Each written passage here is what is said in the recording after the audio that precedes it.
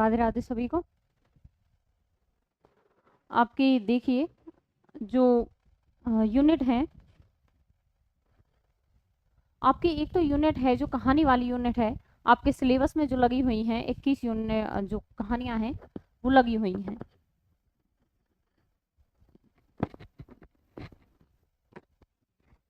Syllabus में 21 कहानियां आपके लगी हुई हैं और 21 कहानियां हैं जो आपकी बिल्कुल कंप्लीट करा दी गई हैं, ठीक है।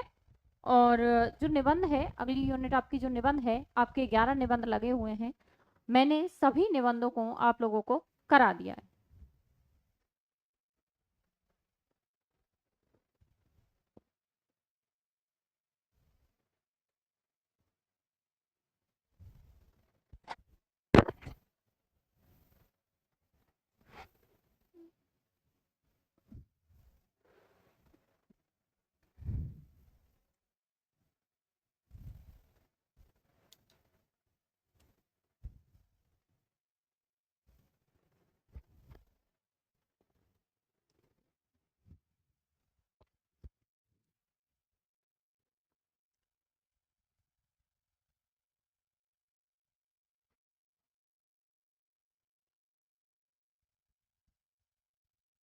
देखिए, नमस्ते जी, नमस्ते।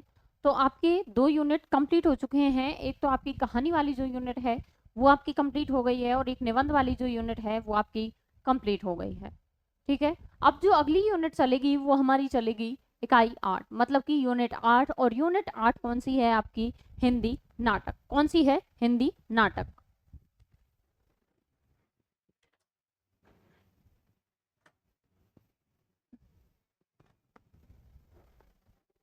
हिंदी नाटक। देखिए, तो हिंदी नाटक में जो आपका पहला नाटक है जो हम कराएंगे वो होगा आगरा बाजार। कौन सा है? आगरा बाजार। दिखाई दे रहा होगा सभी को।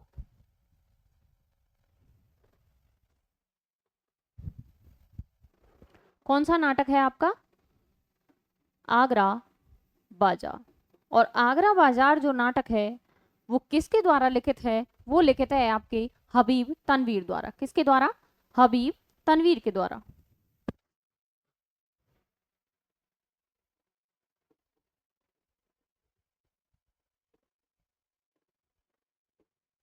हबीब तनवीर जी द्वारा जो है लिखित है यह नाटक। कौन सा? आगरा बाजार। आगरा बाजार नाटक में जब आप देखोगे तो किस प्रकार से आगरा का जो बाजार है उसको एक तरह से इसमें लिया गया है और उसके बारे में बताया गया है। आगरा बाजार के बारे में जब आप देखोगे तो बहुत सी चीजें आपको पता चलेंगी। पहली बात तो ये पता होना चाहिए कि जो हबीब तनवीर जी हैं उन्होंने जो आगरा बाजार लिखा है, ठीक है, आगरा बाजार एक तरह से व्यंग रूपी, कैसा? व्यंग करने वाला, व्यंग करने वाला नाटक है। कैसा है?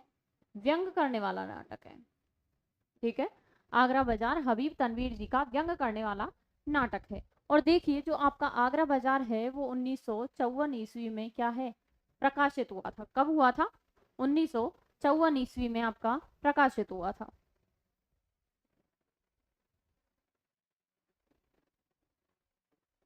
उन्नीस ईस्वी में प्रकाशित हुआ था आगरा बाजार। और आगरा बाजार के जो लेखक हैं वो कौन है? हबीब तनवीर जी हैं। हबीब तनवीर जी ने जो ये नाटक लिखा है ये एक तरह से व्यंग रूपी नाटक है, मतलब कि इस नाटक में व्यंग किया गया है। और आगे देखिए इस नाटक की क्या क्या विशेषताएं हैं। आगरा बाजार जो नाटक है, आगरा बाजार नाटक में आप एक दरोगा के माध्यम से, किससे?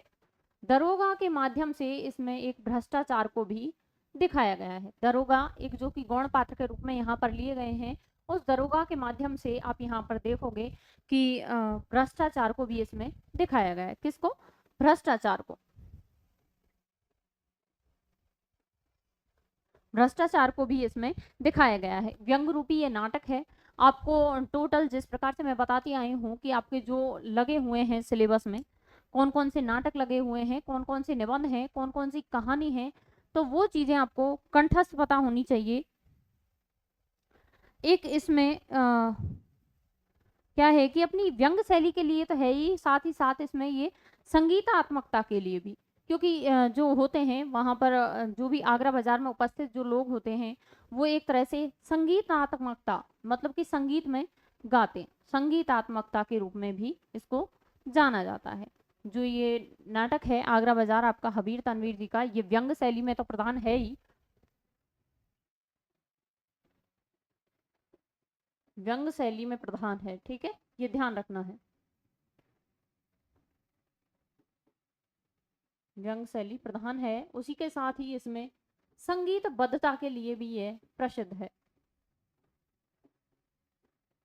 संगीतबद्धता के लिए भी ये प्रसिद्ध है। 1954 ईस्वी में इसका प्रकाशन हुआ था, ठीक है, ये चीजें आपको विशेषकर ध्यान रखनी है। 1954 ईस्वी में क्या हुआ था, इसका प्रकाशन हुआ था, और लेखक हैं इसके कौन, हबीब तनवीर। कौन है, हबीब तनवीर। और कितने अंकों में है, लगभग ये 2 अंकों में, किसने, 2 अंकों में है, और 2 अंकों के साथ ही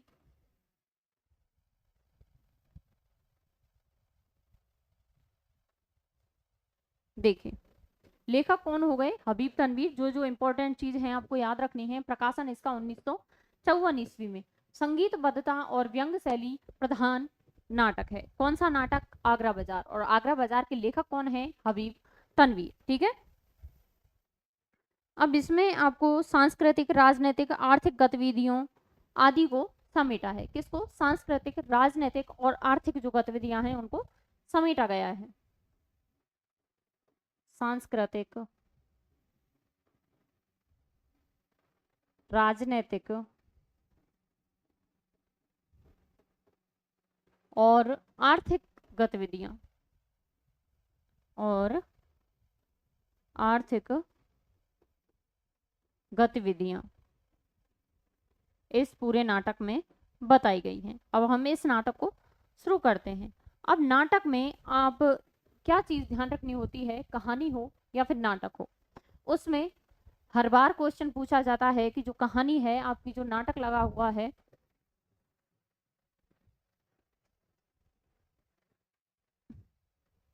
जो आपका नाटक या जो भी कहानी लगी हुई होती है, ठीक है, जो भी लगे हुए होते हैं, तो आपको उसकी जहां से उसकी शुरुआत हो रही है, चाहे वो कहानी हो चाहे नाटक हो, तो आपको ये पता होना चाहिए कि उसकी शुरुआती लाइन कौन सी है, क्योंकि हर बार क्वेश्चन पूछा जाता है कि इस कहानी की शुरुआत किस पद से हुई है या कौन सी लाइन से हुई है, कौन से वाक्य से हुई है।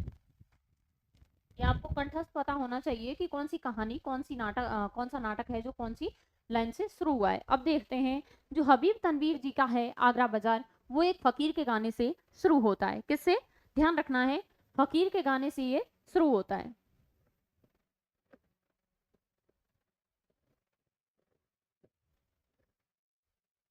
देखिए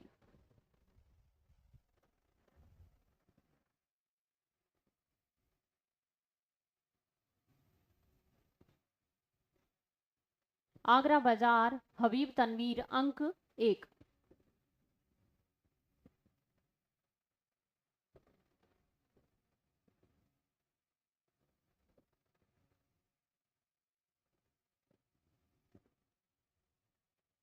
एक बार मुझे कमेंट करके आप बताओ कि क्लियर आपको दिखाई दे रहा है या नहीं, क्लियर दिखाई दे रहा है या नहीं दिखाई दे रहा है, और आवाज क्लियर है या नहीं।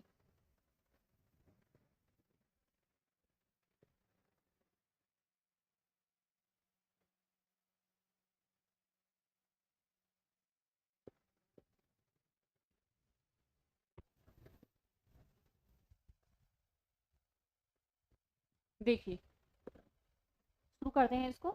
दो फकीर, शहर आशोभ नगर की दुर्दशा का वर्णन, किसका, आशोभ शहर। शहर ध्यान रखने, कंठस्थ कर लेना बिल्कुल कि कौन कौन से शहर का नाम इसमें आया है, तो शहर आपको ध्यान रखने हैं, कौन सा, आशोभ शहर। देखिए नगर की दुर्दशा का वर्णन करने वाली कविता गाते हुए हॉल में प्रवेश करते हैं और स्टेज पर जाते हैं, कफनी पहने हुए, एक हाथ में कशकोल, भिक्षा पात्र, ध्यान रखना कशकोल का अर्थ क्या है, भिक्षा पात्र, और तस्ती है जपने की माला, इन चीजों का ध्यान रखना है। और एक और बता देती हूँ, इसमें जो भाषा शैली है उसमें ज्यादातर उर्दू की तरफ झुकने वाली है। कैसी है? उर्दू की तरफ झुकने वाली है।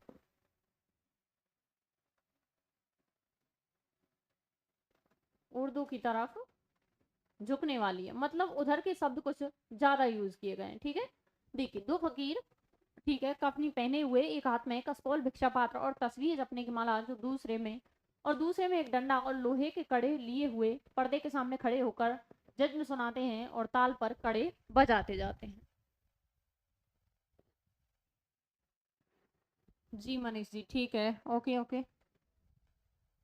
देखिए, फकीर है अब तो कुछ सुखन, वाणी बोलना कविता का मेरा इख्तियार, अविकार वंश वंदे रहती है, तो तबीयत स्वभाव।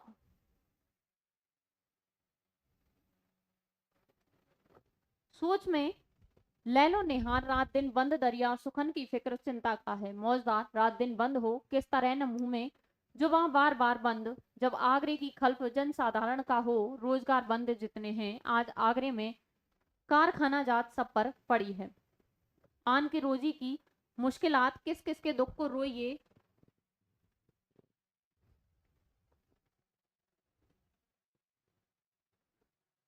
किसकी कही ये बात रोजी के, अब दरकस्त का हिलता नहीं, पात ऐसी हवा कुछ आके हुई एक बार बंद, सर्राफ बनिए जौहरी और सेठ साहूकार देते थे सबको नगद, सो खाते हैं अब उधार बाजार में उड़े हैं पड़ी खाक बेसुमार बैठे हैं, यूं दुकानों में अपनी दुकानदार जैसे कि बोर बैठे हों, कैदी कतार बंद बेवासी लाचारी से आगरा ऐसा हुआ, तबाह फूटी हवेलियां हैं तो टूटी शहर पना होता है,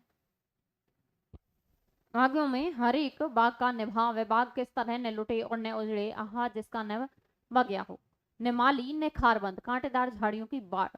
खारबंद किसे कहा गया है? कांटेबंद झाड़ियों की बाढ़ को कहा गया है। आगे देखिए, आशिक कहो, असीर खुनगी सिरा कहो, आगरे का है मुल्ला कहो, दबीर प्रकट कहो, आगरे का है मुफलिस कहो, फकीर कहो, आगरे का है शायर कहो, नजीर कहो, आगरे का है, इस वास्ते ये उसने लिखे 5 4 बंद, मतलब कि मजाक। आगे देखिए,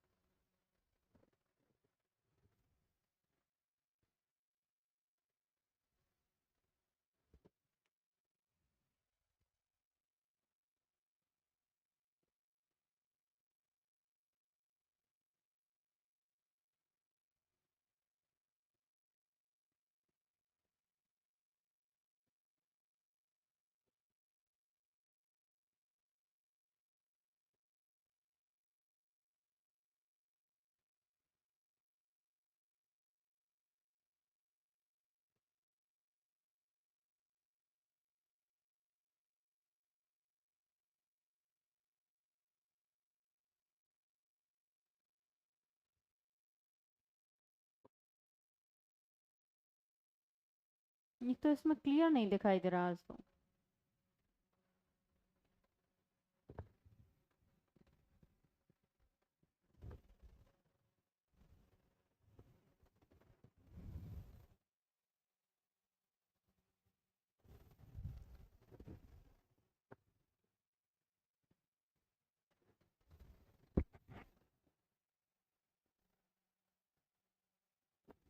देखिए, नज्म पढ़ते हुए स्टेज के बाहर चले जाते हैं और साथ ही पर्दा बड़ी तेजी से उठता है, बाजार में अजीब सी रौनक है, तिल के लड्डू वाला, ककड़ी वाला और दूसरे फेरी वाले आवाज लगाते हैं, लेकिन कहीं सुनवाई नहीं होती।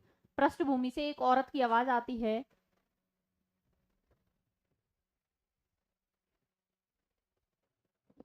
जो तबले और सारंगी पर गजल गा रही है, शायद पान की दुकान के ऊपर कोठे आयत में पतंग वाले की दुकान बंद है, किताब वाले के यहाँ दो एक ग्राहक किताबें देख रहे हैं, जब ककड़ी वाला यहाँ आकर ककड़ी बेचने की कोशिश करता है तो ग्राहक किताब की दुकान से निकल पान वाले के यहाँ पहुंच जाते हैं और किताब वाला अपने हिसाब किताब में लग जाता है। आगे देखिए, लड्डू वाला, धेले के 6 6 बाबूजी, धेले के 6 6, हमसे मंदा कोई न बेचे, धेले के 6 बाबूजी, धेले के छह छह, एक बच्चे से, खा के देखो मियाँ तिल के लड्डू मिश्री के समान मीठे, लो खाओ। बच्चा मुंह फेर लेता है। आगे देखिए तरबूज वाला, तरबूज ठंडा तरबूज, कलेजे की ठंडक, आंखों की तरी।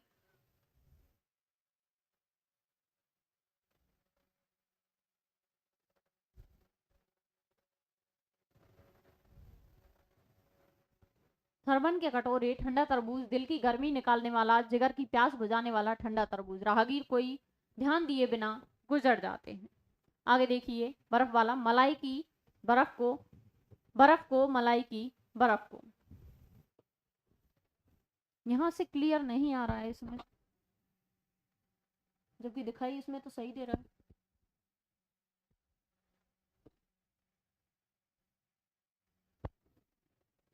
देखिए ककड़ी वाला, ताजा ककड़ियां, हाँ हाँ ताजा ककड़ियां, कुरकुरी हरी भरी दमड़ी की चार, खाकर देखिए साहब, रेशम की तरह मुलायम, गन्ने सी मीठी, खास सकमरे की ताजा ककड़ियां हैं, हाँ हाँ ताजा ककड़ियां।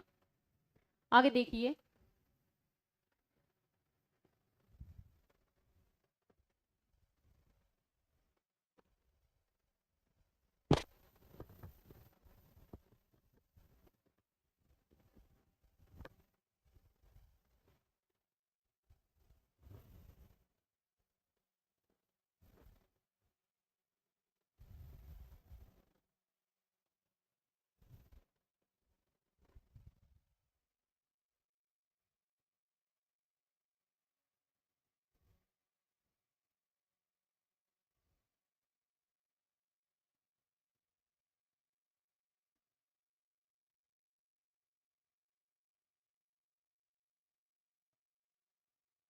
देखिए अब सही दिखाई दे रहा होगा मेरे हिसाब से। देखिए कन मिलिया, दांत कुरेदो कान का मैल निकालो, एक सदाम में दो काम, एक पन दो काज, दांत का दांत कुरेदो कान का मैल निकालो एक सदाम में।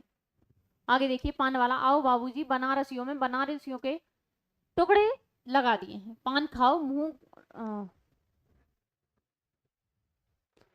पान खाओ मुंह खाओ, इलायचियां कतर डाली हैं, इलायचियां बड़े बड़े टुकड़े लगाए हैं, बड़े बड़े।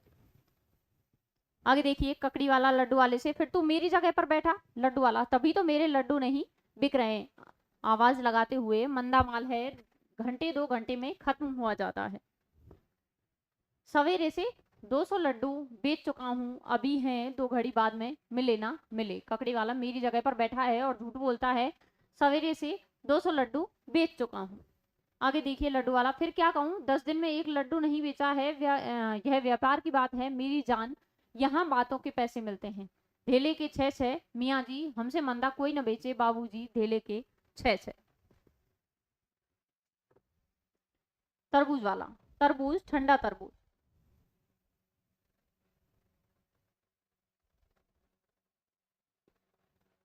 कलेजे की ठंडक, आंखों की तरी, सरवन के कटोरे ठंडा तरबूज, दिल की गर्मी निकालने वाला, जिगर की प्यास बुझाने वाला ठंडा तरबूज, राहगीर कोई ध्यान दिए बिना गुजर जाते हैं। बर्फ वाला, मलाई की बर्फ को मलाई की बर्फ को। ककड़ी वाला, ताजा ककड़ियां, हाँ हाँ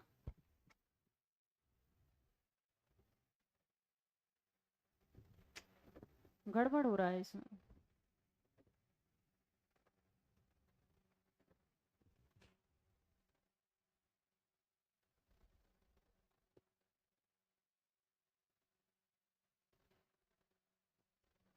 हाँ यहाँ तक हो गया था। ककड़ी वाला, चल उठ मेरी जगह से, लड्डू वाला, अबे जा। ककड़ी वाला, अबे करता काहे को है। लड्डू वाला, अब तू ज्यादा जबान को चला नहीं, ना की फुनक फुनगी सरा में दम कर दिया, अम्मा बाबा करके मर गए और हम आफत में फंस गए।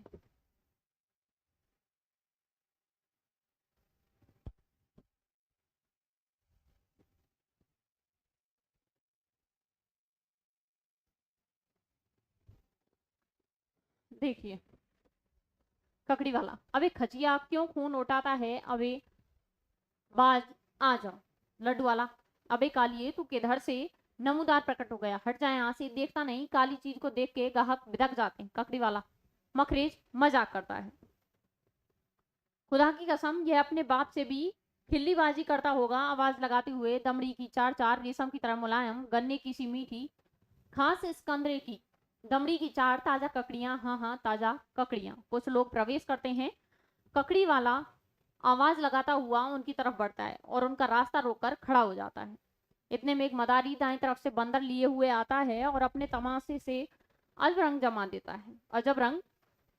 देता है। फेरी वाले, बच्चे, लड़के और रास्ता चलने वाले सब उसके चारों ओर जमा हो जाते हैं। शोर थम जाता है और पहली बार मदारी के फिक्रे साफ समझ में आते हैं।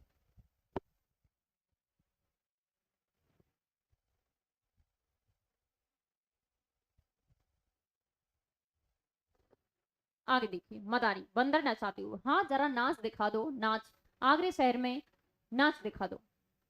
बच्चा लोग एक हाथ की ताली बजाओ। अच्छा जरा बताओ तो होली में मृदंग कैसे बजाओगे? होली में मृदंग कैसे बजाओगे? बंदर मृदंग बजाता है। और पतंग कैसे उड़ाओगे? बंदर नकल करता है। और बरसात आ गई तो बंदर फिसल पड़ता है। फिसल पड़ोगे, अरे भाई वाह।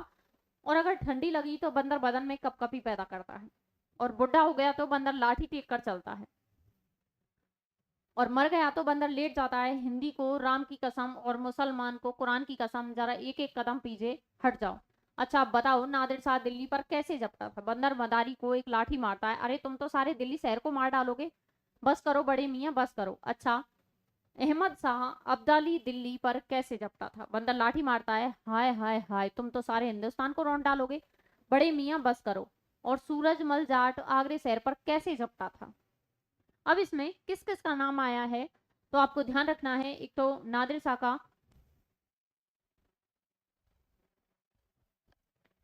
नादिर शाह का दिल्ली पर कैसे झपटना, और सूरजमल का आगरे शहर पर कैसे झपटना। वही नकल, ओहो ओहो, मर गया, बस करो बड़े मियाँ बस करो। अच्छा बताओ फिर कि हिंदुस्तान में कैसे आया था? बंदर भीख मांगने की नकल करता है। और प्लासी की लड़ाई में लाट साहब ने क्या किया था? बंदर,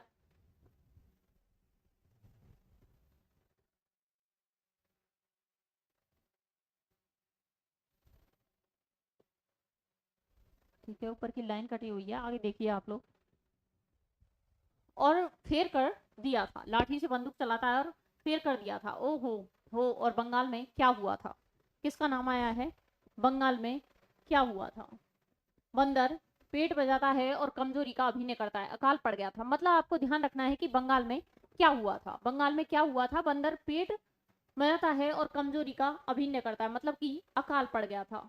अब आप ध्यान रखना कि किस शहर का वर्णन हुआ है जिसमें अकाल पड़ गया था, तो वो बंगाल का।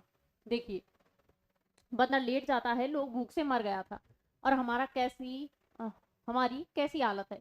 बंदर फिर पेट बजाता है, और कल हमारा कैसा हालत हो जाएगा? बंदर गिर जाता है। फिर हमारे को क्या करना चाहिए? बंदर लोगों के पास जाता है, पैरों पर सर रख कर लेट जाता है।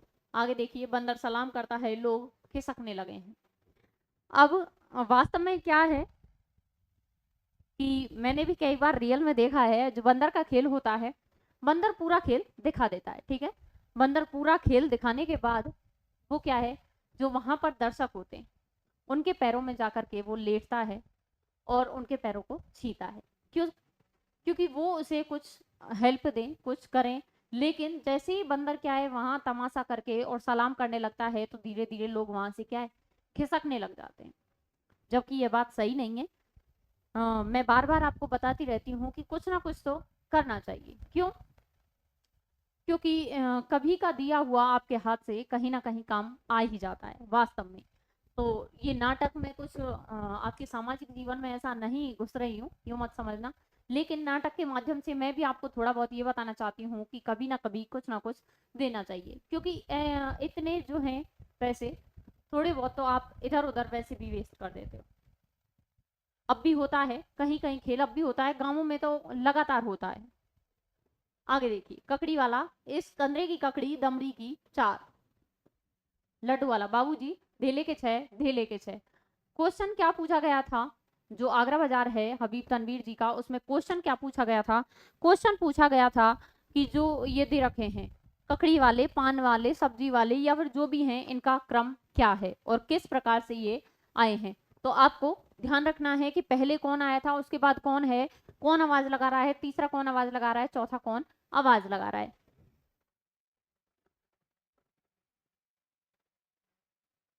अंकिता कुशवाहा, नमस्ते जी।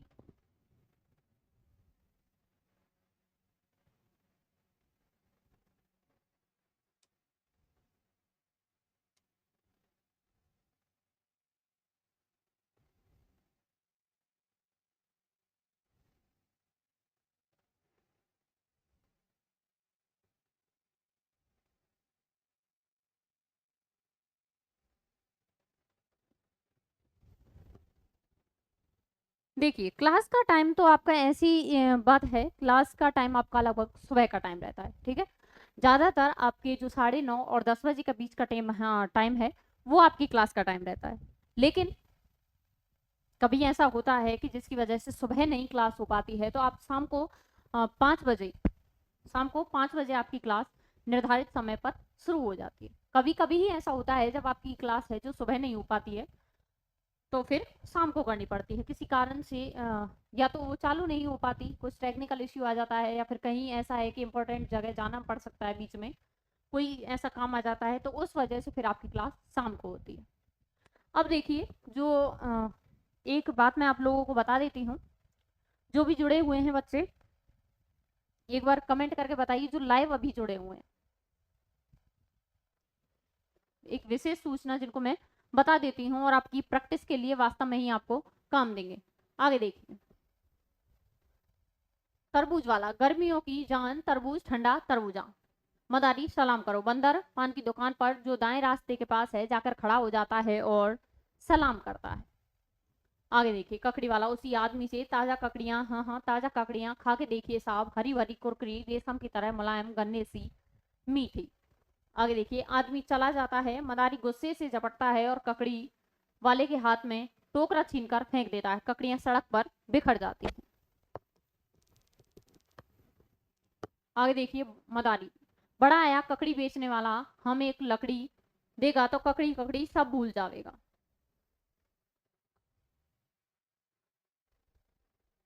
ककड़ी वाला कहता है बंदर कहीं का।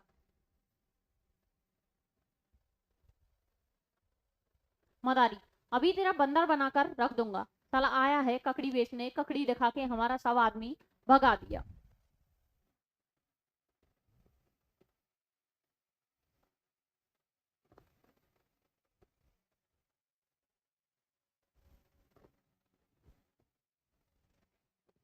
आगे देखिए, लड्डू वाला,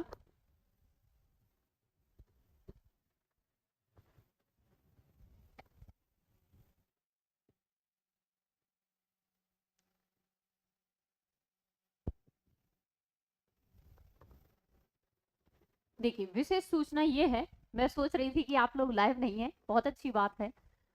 विशेष सूचना ये है कि जो आपकी हिंदी वाली यूनिट कंप्लीट हो चुकी है, ठीक है, जो आपकी हिंदी वाली यूनिट कंप्लीट हो चुकी है वो कहानियां तो हैं ही, इसी के साथ ही जो कहानियां आपकी उसमें लगी हुई है, जो जीवनी आत्मकथा उसमें मतलब पूरे हैं कि उनमें ये पूछा जाता है कि कौन सी कहानी या कौन सा नाटक निबंध किसका है।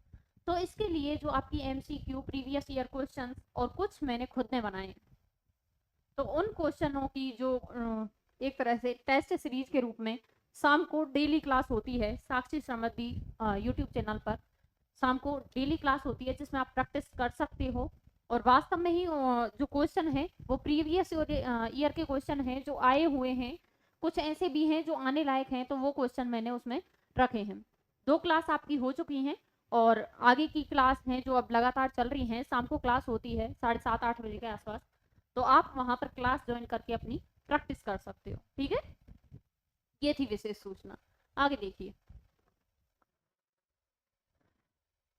लड्डू वाला मदारी की तरफ बढ़कर, अरे क्या बात है काहे को लड़े हो।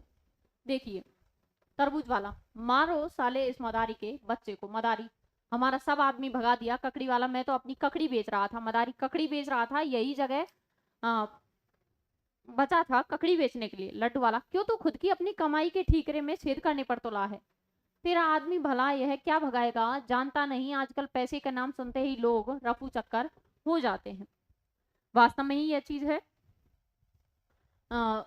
मैंने बताया है कि लोग होते हैं जो तमाशा देख लेते हैं बंदर का, कंप्लीट तमाशा देखने के बाद जब उनके पैसे देने की बारी आती है तो वो वहां से धीरे धीरे होकर के भाग जाते हैं। लेकिन जो मदारी है वो क्या कह रहा है ककड़ी वाले से कि तुम इधर आए थे इस वजह से जो मेरे मतलब देख रहे थे नाटक वो भाग जाते हैं, जबकि वो दूसरा कह रहा है कि पैसे देने के नाम पर सभी रफू चक्कर हो जाते हैं, तो मैं ये नहीं पता ये ककड़ी वाला कैसे भगाएगा। आगे देखिए, तरबूज वाला, भगवान झूठ ना बुलवाए भैया, 10 दिन से एक तरबूज भी नहीं बेचा है हमने।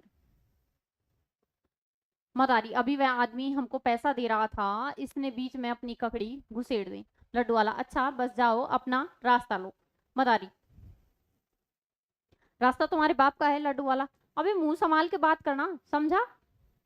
यहाँ तो लड़ाई वाली बात आ गई, ठीक है। मदारी बड़ा लाट साहब आया है, तरबूज वाला मार साले को, ककड़ी वाला। दायक होने से लोगों के पास खाने को पैसे हैं नहीं, इसका बंदर देखने के लिए पैसा देंगे लड्डू वाला। बच्चू खल खींच के रख दूंगा, क्या समझता है? तो इसमें तो तगड़ी वाली लड़ाई हो गई। आगे देखिए तरबूज वाला क्या कहता है, चल निकल यहां से।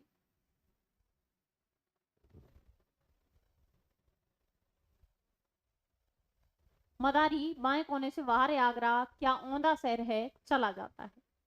आगरा शहर का ही वर्णन हुआ है आगरा बाजार में। आगरा बाजार इसीलिए रखा गया है क्योंकि वहां आगरे का पूरी तरह से वहां पर दिखाया गया है। आगे देखिए, चल निकल यहां से। मदारी बाएं कोने से बाहर है आगरा, क्या औंधा शहर है, ककड़ी वाला हरामी पल्ला फकीर आते हैं। फकीर पूछा किसी ने, वह किसी कामिल पूरे पहुंचे हुए फकीर से, पे मेहरोमा सूरज चांद हक ने बनाए हैं। काहे को यह सुन के बोला, बाबा खुदा तुझको खैर दे, हम तो न चांद समझे न सूरज। जानते हो बाया, हमें तो ये नजर जाती है रोटियां रोटी न पेट में हो तो कुछ भी जतन न हो। मेले की सिर ख्वाहिशें बागी चमन, बाग और चमन जाने की इच्छा न हो। भूखे गरीब दिल की खुदा से लगन न हो। सच है कहा किसी ने कि भूखे भजन न हो। अल्लाह की भी याद दिलाती हैं रोटियां, कपड़े किसी के लाल हैं, रोटी के वास्ते लंबे किसी के बाल हैं। रोटी के वास्ते बांधे कोई रुमाल है, रोटी के वास्ते अब किस विचार और कमाल है। रोटी के वास्ते जितने हैं रूप, सच ये दिखाती हैं रोटियां, अल्लाह की याद दिलाती हैं रोटियां।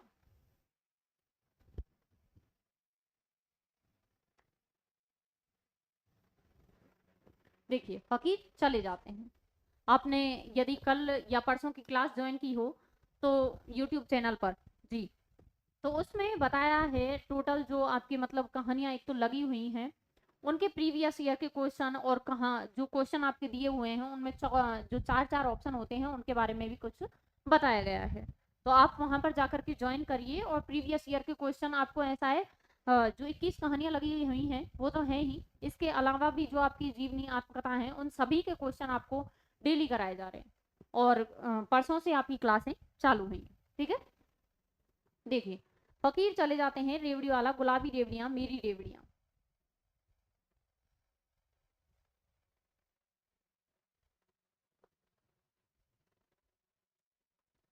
सर बाबू लेते जाना घर खाना। एक तो इसमें वास्तव में आज तो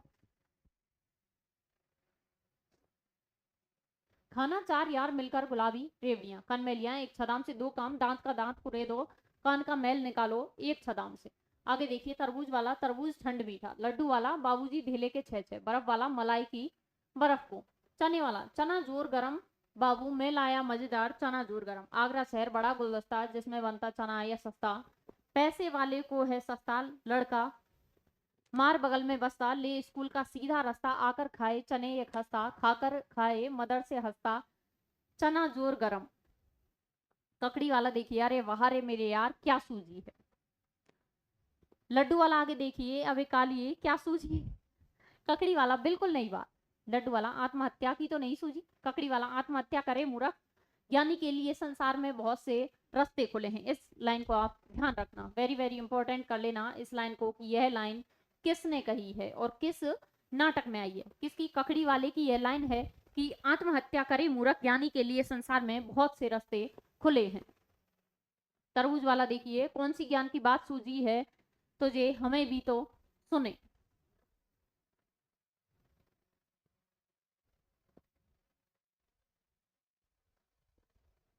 जो सोच नहीं सकते वे समझ नहीं सकते। लड्डू वाला देखिए, जोर लगा के देखेंगे।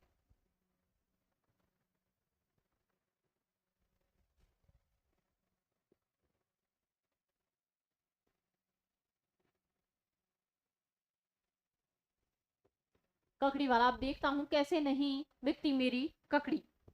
आगे देखिए तरबूज वाला, बंदर नचाने वाले हो क्या भैया। लड्डू वाला, बंदर नचाने के लिए कहाँ से पैसे आएंगे, खुद नाच नाच कर ककड़ी बेचेगा। तरबूज वाला, क्या बात है हमको बता देंगे तो जात में फर्क आ जाएगा कि भैया ककड़ी वाला व्यापार की बात सबको बताते रहे तो कमा चुके पैसा।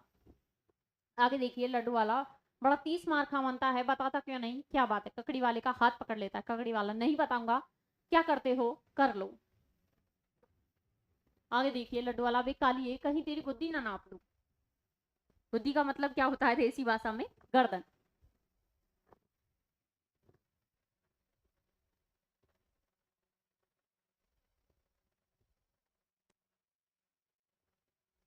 इसमें कहीं कहीं वास्तव में ब्रज भाषा का प्रयोग किया गया है और हम भी ब्रज भाषा से ही बिलोंग करते हैं। देखिए लड्डू वाला अबे कालिए कहीं तेरी बुद्धि ना नाप दूं। अब देखिए ककड़ी वाला क्या कहता है, बुद्धि क्या नापेगा, कहीं मैं ही तेरी थूथनी ना रगड़ दूं। थूथनी का मतलब क्या होता है, नाक होता है, ठीक है। देखिए लड्डू वाला अबे जबान संभाल कर बात कर, कदी कदी का मतलब क्या होता है, कभी। आगे देखिए आगरे की बोलचाल, कभी घमंड में हो बड़ा आया अफलातून का साला, अच्छा जंगा छोड़ बता क्या बात है। इस लाइन को आपको ध्यान रखना है कि अबे जबान संभाल कर बात कर, कदी कभी आगरे की बोलचाल, कदी किसी घमंड में हो बड़ा आया अफलातून का साला, अच्छा पंगा छोड़ बता क्या बात है। देखिए ककड़ी वाला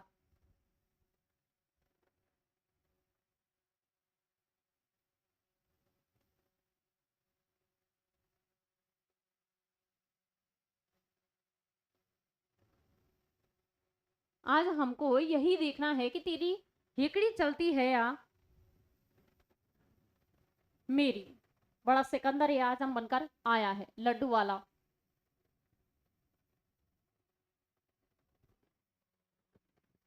मरने निकले कफन का टोटा, अभी क्यों हत्या देता फिर रहा है। दो घूंस ऐसे लगाऊंगा कि अभी तेरा लड्डू बना दूंगा। ककड़ी वाला अबे मैं कहता हूं तेरी रबड़ी ने घोंट दूं। लड्डू वाला पाव भर की हड्डियां पीस के घड़ दूंगा। ककड़ी वाला अच्छा तो आज मुझे भी कसम है ये मेरी हड्डियां पीस के घर देगा। लड्डू वाला ऐसा दूंगा फिर मुंह फिर जाएगा। ककड़ी वाला अब ये एक क्या है, घूसा है क्या है ये, मारूंगा। इसमें वास्तव में आज तो कुछ दिखाई नहीं दे रहा है ऐसा क्लियर।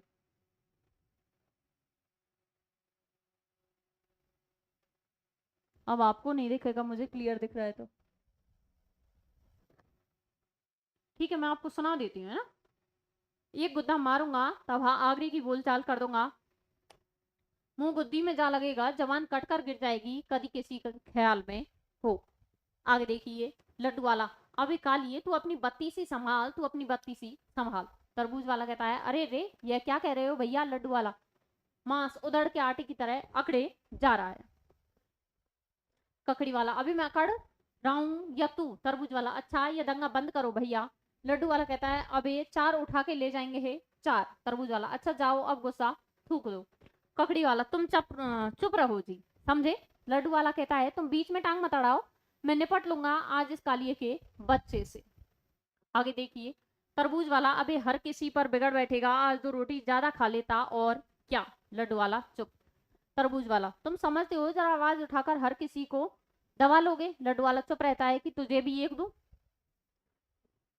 आप देख रहे हो लड्डू वाले का कुछ गुस्सा है, ज्यादा ही है। वैसे लड्डू मीठा होता है, वो कुछ दूसरी डायरेक्शन में गया। आगे देखिए तरबूज वाला अजब हवनक युद्ध योड़म है, अबे क्या समझता है अपने आप को। लड्डू वाला तेरा बाप। तरबूज वाला क्या कहा। लड्डू वाला फिर कहूं। तरबूज अभी टांग पर टांग रख के तेरी फांके तराश दूंगा। लड्डू वाला बेटा कच्चे को चबा जाऊंगा, कतले कतले कर दूंगा, कतले कतले। कहा वो तरबूज वाला उन दोनों को बचाने के लिए आया, लेकिन यहाँ तो उसी की आफत आ गई। आगे देखिए पर अबे चुप रहो, कान खा लिए, जवान है दर्जी की कैंची की तरह चलती है। आप सुन लो, मैं आपको सुना देती हूँ क्योंकि इसको जब भी मैं बड़ा कर रही हूँ वैसे आपको फिर इसको पढ़ने में प्रॉब्लम हो रही है। एक मिनट में देखती हूँ वहां पर दिखाई दे रहा है।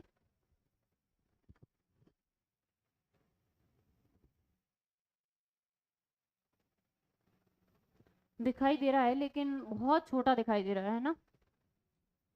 देखिए थोड़ा सा करते हैं बड़े।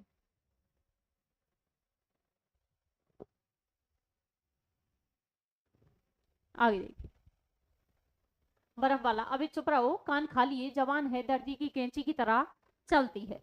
आगे देखिए, लड्डू वाला, अबे तेरी भी सामत आई है, अच्छा तू भी आजा मैदान में, इस काली के साथ तुझे भी धोबी पाट न पर न दे मारा तो मेरा नाम नहीं। लड्डू वाला सभी पर भारी हो रहा है। आप देख रहे होंगे कि सभी से कुछ ज्यादा ही उटपटांग जो हरकत चल रही है वो किसकी चल रही है, लड्डू वाले की चल रही है। आगे देखिए, रेवड़ी वाला, अबे क्यों तुम लोगों की खाल में पलटा खाया है, चुप हो जाओ। ककड़ी वाला, अबे पैंतरों की बात हमसे न करना, खुदा कसम हम हाजी शरीफुद्दीन की तालीम के हैं। कौन बता रहे हैं ये लाइन, ककड़ी वाला। कथन किसका है, ककड़ी वाला क्या है कि खुदा कसम हम हाजी सफरुद्दीन की तालीम के हैं, ऐसी चपत दूंगा कि अभी उड़न छू हो जाएगा। कसम है कलावत, आगरी की बोल चाल का एक निरर्थक शब्द। लड्डू वाला, अरे शरीफुद्दीन किस चिड़िया का नाम है, बड़ा आया हाजी शरीफुद्दीन का। ककड़ी वाला, अब ज्यादा मत बोल नहीं तो समझ ले मेरी आंखों में भी खून सवार है। लड्डू वाला, अब ये मलिया मेट कर दूंगा, बड़ा चौधरी बनता फिरता है। ककड़ी वाला, आए देखें तो, मतलब कि आ जाओ देखें कौन बड़ा है, गुत्थम गुत्था हो जाती है। अब देखिए, आगरा बाजार में वास्तव में आगरा बाजार की तो क्या, जो नॉर्मल बाजार होते हैं उनमें भी ऐसी प्रॉब्लम आ जाती है, और जो आपस में जो लोग होते हैं वो बहुत बुरी तरीके से आपस में लड़ते हैं। लेकिन जो वास्तव में जगह होती है जिस पर वो अपनी दुकान वगैरह लगाते हैं, स्टॉल वगैरह लगाते हैं, वो उनकी पर्सनल नहीं होती हैं। उसके बाद भी वो उस जमीनी विवाद को या फिर कैसे भी लेकर के उसके लिए झगड़ते हैं। और फिर यहाँ पर भी वही हुआ है कि आपस में क्या हो जाते हैं, गुत्थम गुत्था हो जाते हैं, सब अपने अपने खोमचे छोड़कर झगड़े में लग जाते हैं। 1 मिनट 1 मिनट रुकिए आप लोग।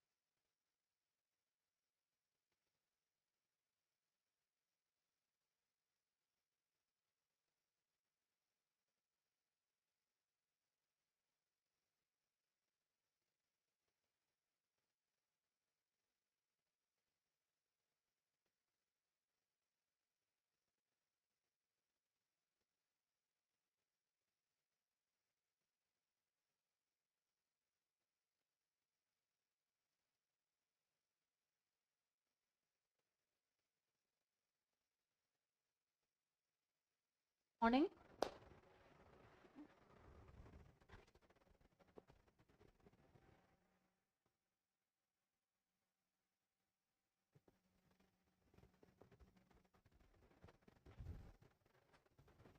देखिए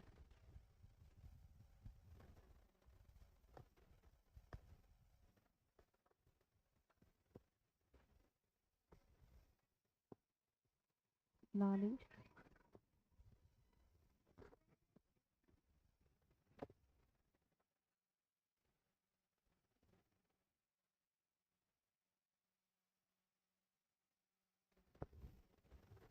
देखिए आवाज आ रही है सभी को।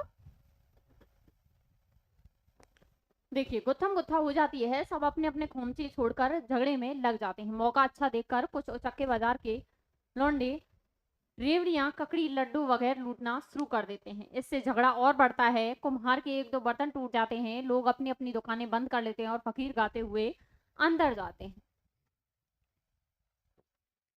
आगे देखिए, फकीर यह दुख वह जाने जिस पे की आती है, मुफलिस मुफलिस की कुछ नजर नहीं रहती, आन पर देता है वह अपनी जान, एक नान पर हर आन टूट पड़ता है। रोटी के ख्वान पर जिस तरह कुत्ते लड़ते हैं एक उक्त ख्वान हड्डी पर, वैसा ही मुफलिसों को लड़ाती है। मुफलिसी यह दुख वह जाने जिस पे की आती है, मुफलिसी को अहले फजल प्रतिष्ठित आलिमो फाजिल धुरंधर विद्वान कहाते हैं, मुफलिस हुए तो कलमा तलक भूल जाते हैं। पूछे कोई अलिफ तो उसे वे बताते हैं, ये जो गरीब गुरबा के लड़के पढ़ाते हैं उनकी तो उम्र भर नहीं जाती है। आगे देखिए, मुफलिसी यह दुख बेजाने जिस पे की आती है, मुफलिस कैसा ही आदमी हो पर इफलास गरीबी के तुले कारण बदौलत कोई गधा कहे उसे ठहरावे कोई बैल कपड़े फटे तमाम। बड़े बाल फेल फेल खूब मुंह खुश्क दांत दर्ज बदन पर जमा है मैल, सब शक्ल कैदियों की बनाती है मुफलिसी यह दुख बेजाने जिस पे की आती है मुफलिसी। आगे देखिए, फकीर चले जाते हैं।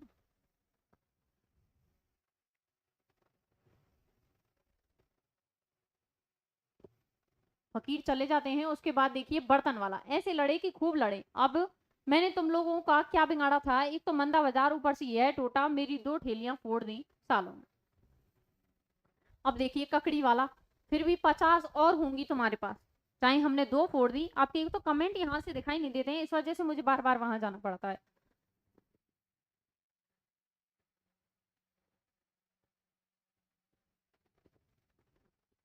देखिए ककड़ी वाला, फिर भी 50 और होंगी तुम्हारे पास। यहाँ तो यार खां का दिवाला निकल गया, कल बारिश में ककड़ियां बर्बाद हो गई, आज 4 आने का उधार माल लेकर आया था जिसमें से आधा साफ। अब वास्तव में ही बेमतलब वो लोग लड़ रहे हैं, इस वजह से उनका आपस में ही नुकसान होगा। ठीक है। लड्डू वाला, अब एक काल ये तूने ही झगड़ा शुरू किया था, अब चुपचाप जाके बैठ। तरबूज वाला, बस अब फिर से छेड़खानी मत निकालो, नहीं तो तुम्हारे पास एक लड्डू बचेगा ना, मेरे पास एक तरबूज। ककड़ी वाला, एक सौदे को गुजरता देखकर मियाँ, सौदा क्या है मियाँ? ककड़ी वाला, आप बुरा न माने तो आपसे एक बात पूछना था। सौदा फरमाइए। ककड़ी वाला, क्या आप शायरी करते हैं? सौदा, अभी तक तो तौफीक सामर्थ्य नहीं हुई, मगर आपका मतलब? ककड़ी वाला, यूं ही। सौदा, अजब पागलों से सामना पड़ता है, चला जाता है, शायर हमजोली के साथ आता है। आगे देखिए, शायर रुककर कहते हैं, और क्या खूब कहते हैं, न मिल मीर अब के अमीरों से तू, हुए हैं फकीर उनकी दौलत से हम।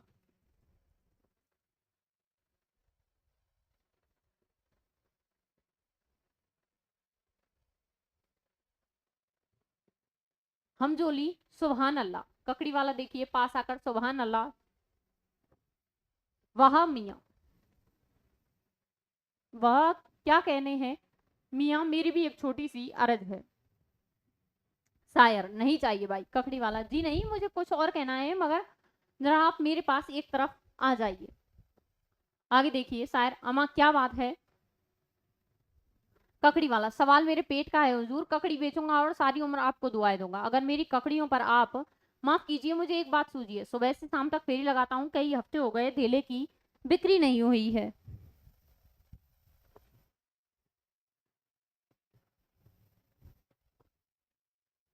आगे देखिए शायर, मैंने अर्ज किया मुझे नहीं चाहिए आपकी ककड़ी। आगे देखिए ककड़ी वाला, मैं क्या कह रहा हूँ मियाँ, बल्कि आपसे सारी ककड़ियां पोकट में ही मैं ले लीजिए। शायर, लिख कर रखा है, अम्मा तुम क्या कहना चाहते हो, कहते क्यों नहीं? ककड़ी वाला, मैंने सोचा है कि गाकर ककड़ियां बेचूंगा तो खूब बिकेंगी। आगे देखिए शायर, बहुत खूब मुबारक। ककड़ी वाला, अगर आप 2-4 शेर मेरी ककड़ियों पर लिख दे तो मैं आपका बड़ा एहसान मानता। शायर कह का लगाता है, मतलब कि जो शायर है वो हंसने लगता है, और जो ककड़ी वाला है वो शायर से कहता है कि यदि आप मेरे पास खड़े होकर के मेरी ककड़ी के ऊपर 2-4 शायरी बना देते हो, या फिर 2-4 ऐसी मतलब कविताएं करते हो, जिससे कि लोग आएंगे उनको सुनेंगे और मेरी ककड़ियों को ज्यादा से ज्यादा खरीदेंगे। आगे देखिए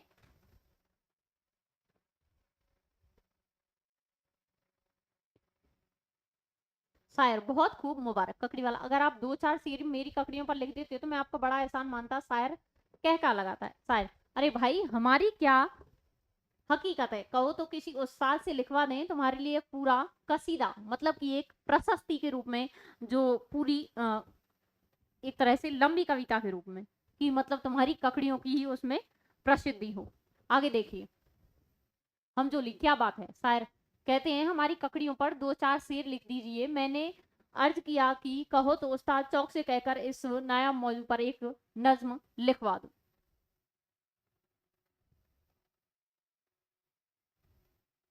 हमजोली। क्या फरमाया? अरे भाई उस्ताद जोक का नाम सुना है? ककड़ी वाला, हम क्या जाने हुजूर, गवार आदमी। शायर, बात तो बड़ी समझ बूझ की करते हो, भला गंवार को यह कहाँ सूझेगी। आगे देखिए हमजोली। बादशाह सलामत के उस्ताद हैं, अगर तारीफ करें तो जर्रे को आफ्ताब सूरज बना दे। ककड़ी वाला, इतने बड़े शायर, भला ये सड़ी सी ककड़ी पर क्या शेर कहेंगे? शायर क्यों नहीं कहेंगे, शायर जो ठहरे। ककड़ी वाला, हमारी दरबार तक क्या पहुंच होगी मियाँ? शायर, कहो तो हम पहुंचा दे। आगे देखिए ककड़ी वाला, आप तो गरीब आदमी का मजाक उड़ाते हो। शायर, भाई साफ बात यह है कि ककड़ी जैसे हसीन मौज पर जब कोई पाएगा, शायर जोर आजमाई न करे, हका दाने होगा और हम ठहरे नौ मस्त, मतलब कि नौसिखी, इसलिए हमारे बस का तो यह रोग है नहीं।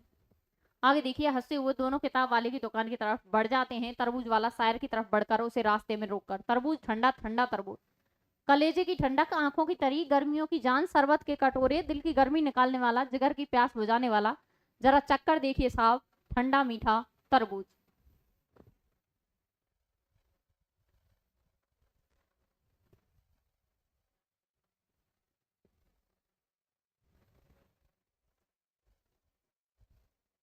आगे देखिए शायर, भाई देखो यूं तुम्हारा माल नहीं बिकेगा, ऐसा करो तुम भी अपने तरबूज पर किसी मिर्जा या मीर साहब से कहकर कुछ शेर लिखवा लो, ठीक है? और फिर अहे सुखन अत्याचार की दाद में हम भी खरीद लेंगे तुम्हारे पास से तरबूज। आगे देखिए हंसकर आगे बढ़ जाता है तरबूज वाला दाई तरफ से लड्डू वाले के पास जाकर, जानते हो क्या बात थी भैया? यह ककड़ी पर शेर लिखवाना चाहते थे किसी शायर से। लड्डू वाला, अरे तो वही शेर क्यों नहीं याद कर लेता जो मदारी ने कहा था, खा लो ककड़ी ककड़ी नहीं तो दूंगा लकड़ी। मतलब कि एक तरह से उसका मजाक बनाने में लगे हुए हैं। तरबूज वाला, हाँ और क्या, दोनों हंसते हैं। ठीक है, दोनों क्या करते हैं, हंसते हैं। ककड़ी वाले का मजाक बनाने पर वो लगे हुए हैं। देखिए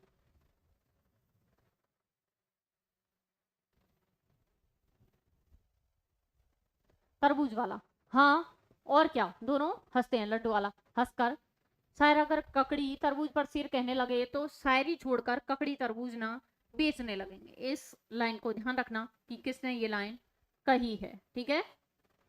तरबूज, क्यों ना लड्डू तरबूज बेचना छोड़ के हम भी नब्ज कहना शेर लिखना शुरू कर दें।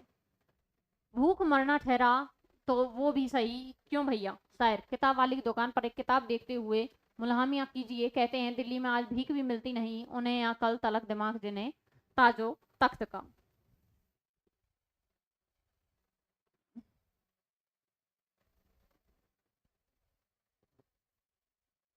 किताब वाला क्या कहता है अपनी मसनद पर बैठते हुए? वाह वाह, सुबहान अल्लाह, सुना है,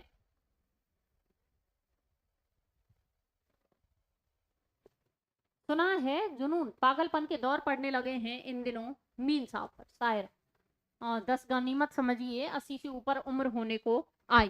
ठीक है, आगे देखिए हमजोली।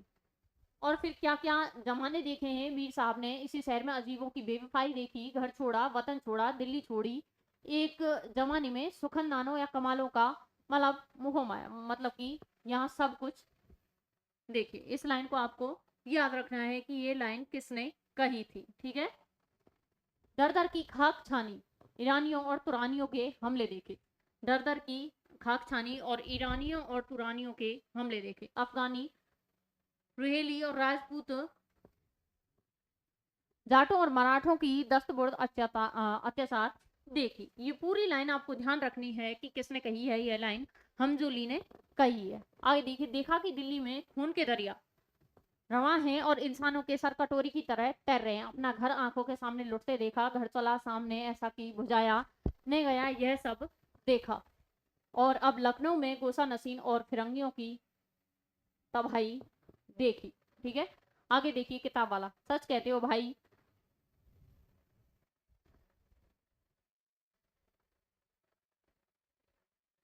अजब गर्दिशों का जमाना है। ठीक है, किताब वाला क्या कहता है कि अजब गर्दिशों का जमाना है, मुझे तो महसूस होता है कि यह सल्तनत ने मुगालिया नहीं है। एक कवि है कल बहुत ताकतवर भारी भरकम शेर शायर है जिस पर सैकड़ों कुत्ते बिल्लियों हमला कर दिया है और उसे जख्मों से चूर और लाचार देखकर आसमान से चील और गिद्ध भी जमा हो गए हैं। ये लाइन भी आपको ध्यान रखनी है, किसकी है ये? किताब वाले की पूरी आपको लाइन ध्यान रखनी है कि किताब वाले ने क्या कहा है। ठीक है, आगे देखिए। लाचार देखकर आसमान से चील और गिद्ध भी जमा हो गए और ठोंगे मार मार कर, मतलब कि एक तरह से ठोके मार मार कर उसकी टिक्का मोटी कर रहे हैं। और वह सिर है कि न तो उसे कराने की मोहलत है न मर जाने का चारा। आगे देखिए शायद, भाई बहुत खूब मौलवी साहब, मल्लाह अल्लाह यह आप ही का हिस्सा है। वल्लाह साहब, सॉरी गलत ये दिखाई नहीं दे रहा आज। शायर, भाई बहुत खूब मौलवी साहब, अल्लाह वह आप ही का हिस्सा है। यह जबान और यह अंदाजी गुफ्तगू, हम तो नाम के शायर हैं साहब, आप तो बात बात में शायरी करते हैं। ये लाइन किससे कह रहे हैं? किताब वाले से कह रहे हैं। कौन कह रहे हैं? जो शायर हैं वो ये लाइन किताब वाले से कह रहे हैं। ठीक है, ये संबोधन आपसे पूछ सकते हैं कि किस किस के बीच में यह संबोधन हुआ है। ठीक है, किताब वाला, आप हजरत की सोबत का नतीजा है और क्या। आगे देखिए, हम जोली, आप दोनों का सर नफसी विनम्रता से काम ले रहे हैं। करा हाँ, विनम्रता से काम ले रहे हैं। आगे देखिए शायद, किताब वाले के पास बैठ जाता है। हमारी कसर नफसी कह लीजिए या अपने हुस्ने जन अच्छी धारणा। बहरवाल साहब, हम तो इस बात के कायल हैं कि दीवान भी छपवाया जाए तो ऐसे शख्स से जो सुखन फहम कविता को समझने वाला हो। किताब वाला, और अपना यह ईमान है कि शेर छापे तो शायर के कंधे पर हाथ रखकर हर कसो नफ्स कोई भी आदमी के एसार छापना हमारा पेशा नहीं। हमजोली शायर से, आपका दीवान तो मुकम्मल हो गया होगा।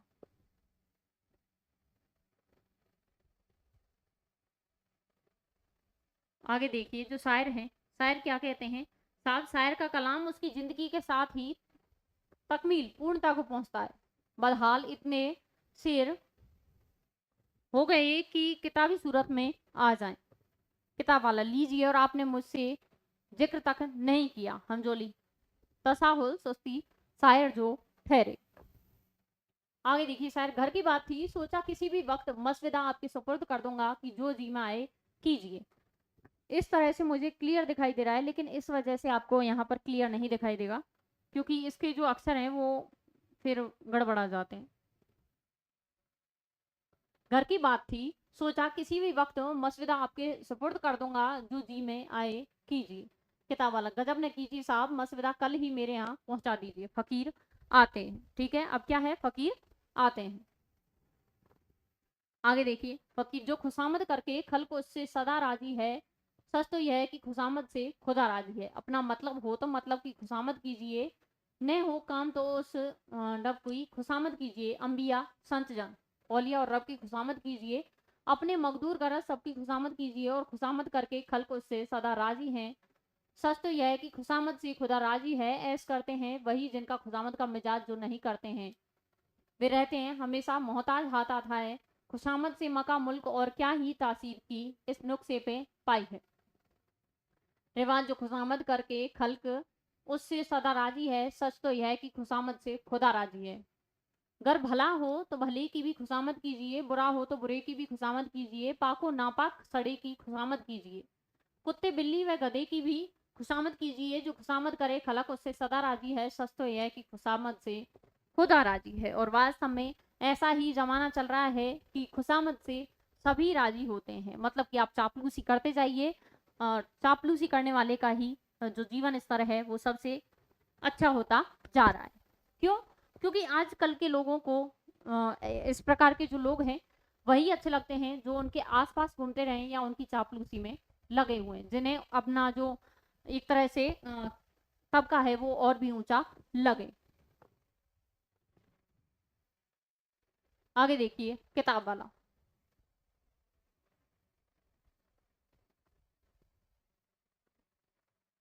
आप साहबान के तशरीफ लाने से पहले वह सोरे का कयामत बरपा हुआ था, इस बाजार में ही तौबा ही भली। शायर, क्यों?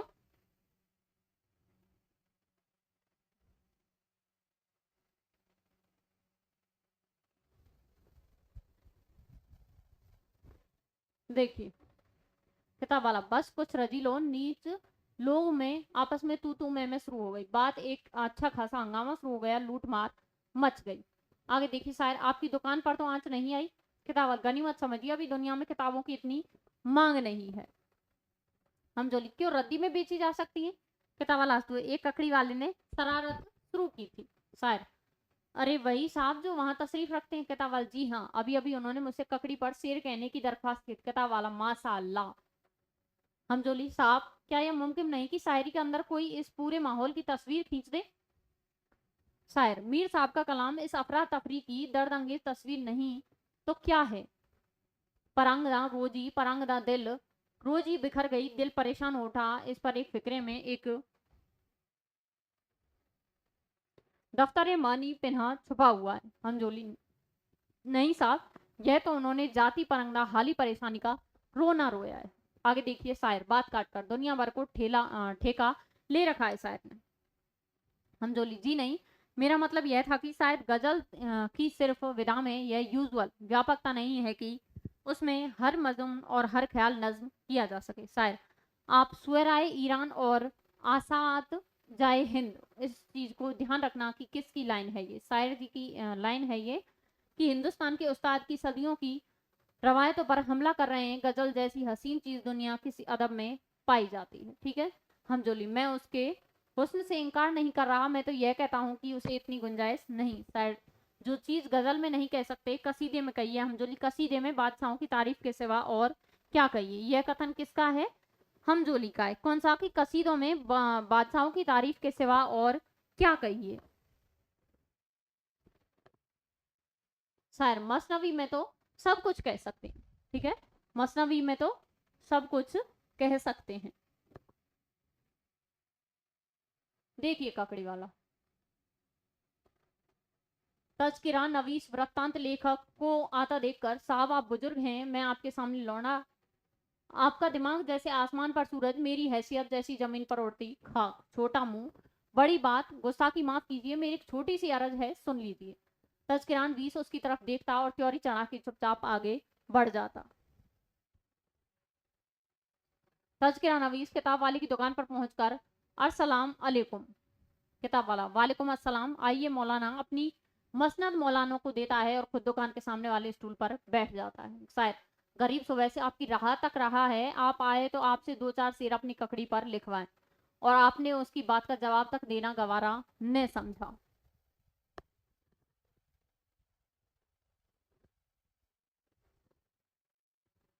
आगे देखिए, तज़किरा नवास, मैं ऐसे वैसों की बात करके अपनी जवान खराब करना नहीं चाहता। ठीक है, आगे देखिए किताब वाला, आप भी गोया मीर साहब के नक्शे कदम पर चल रहे हैं। सुना है दिल्ली के लखनऊ के सफर में मीर साहब एक लखनवी के साथ एक ही के पर हम सफर थे और सारे रास्ते खामोश रहे, कहीं जवान ने बिगड़ जाए। इस लाइन को आप ध्यान रखना, किसकी है? कि आप भी गोया मीर साहब के नक्शे कदम पर चल रहे हैं। सुना है दिल्ली से लखनऊ के सफर में मीर साहब एक लखनवी के साथ एक ही के पर हम सफर और सारे रास्ते खामोश रहे, कहीं जवान ना बिगड़ जाए। आगे देखिए, तज़किरानवी साहब यही कहते हैं और आगे चलकर शायद जवान और शेरी अदब को जिंदा रखेगी।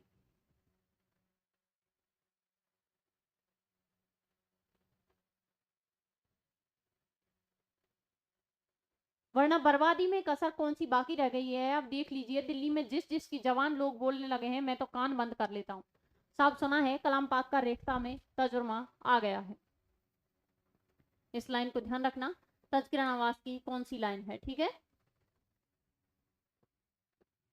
जी हाँ, सहार रफीउद्दीन साहब का तजम मौजूद, और अगर आपको मौलवी अब्दुल कादिर का तजुर्बा दरकरार है तो कुछ रोज इंतजार कीजिए, हफ्ते दो हफ्ते में वह भी आ जाएगा। आगे देखिए, शायर, तरक्की का दौर आ रहा है मौलाना। किताब वाला कहता है, तरक्की कह लीजिए या तनजुल पतन अवनति, बहरहाल जमाना बड़ी तेजी से बदल रहा है। मशीनें आ गई हैं, जगह जगह छापे खाने खुल रहे हैं, और कलाम पाक के साथ साथ इंदील के भी तर्जुमे छप रहे हैं। सुना है कलकत्ते की एक फिरंगी है जो संस्कृत, फारसी, उर्दू और दीगर हिंदुस्तानी जबानों में बड़ी महारत रखता है। उसने एक मदरसा खोला है, फोर्ट विलियम कॉलेज का। फोर्ट विलियम कॉलेज की स्थापना कब हुई? 1800 ईस्वी में। कब हुई? 1800 ईस्वी में फोर्ट विलियम कॉलेज की स्थापना हुई। ठीक है, देखिए, वहाँ इन जवानों में 10 शिक्षा दिया जाता था, और अब तो सुना है कि मुशायरे भी वहीं मुआनद आयोजित होंगे। शायर, हमने तो यहाँ तक सुना है कि दिल्ली में भी एक कॉलेज खुल रहा है, वहाँ अंग्रेजी जबान की तालीम और कीमिया और तबीयत रसायन भौतिक शास्त्र दर्ज दिए जाएंगे। ठीक है, शायर की लाइन है ये कि एक कॉलेज खुल रहा है, वहाँ अंग्रेजी जबान की तालीम और कीमिया और तबीयत रसायन और भौतिक शास्त्र के जो दर्स दिए जाएंगे। आगे देखिए किताब खुफरी इलाद नासिकता का दौर है, इस दौर को बदल देने के लिए वो खुदा किसी मुजाहिद धर्म युद्ध का युद्ध जिहाद करने वाला की जरूरत है कि जमाना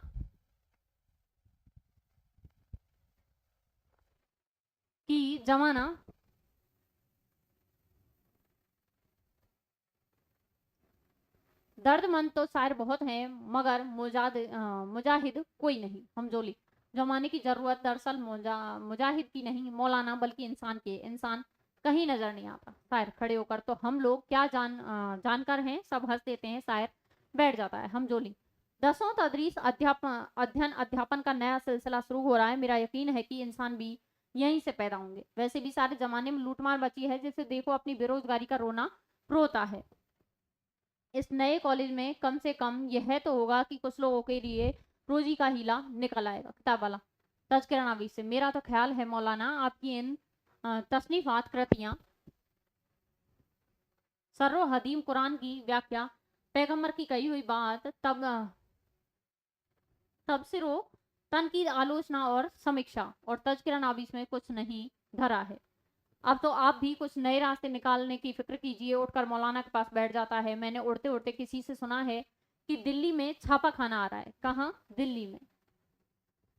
और बहुत जल्द उर्दू में रिसाले और अखबारात छपने शुरू हो जाएंगे। सोचता हूँ वही कुतुब खाना खोल लूं। अरे अखबारात का भी सिलसिला जारी।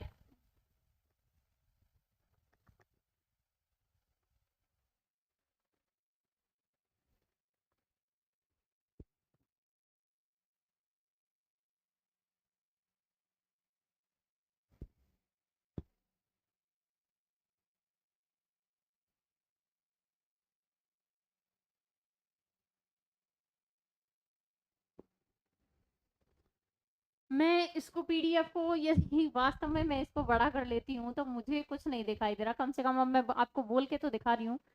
चलो खैर, आप कह रहे हो तो बार बार मैं इसको बड़ा कर लेती हूँ।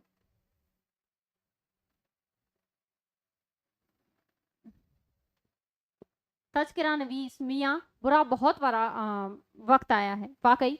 अभी कल की बात है, मैं अबुल फत साहब के मतब में बैठा नसुल्ला बेग, देखिए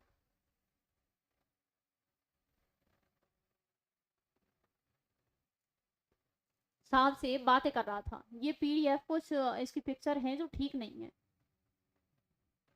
इसको और बड़ा करते हैं तो इस वजह से फिर ये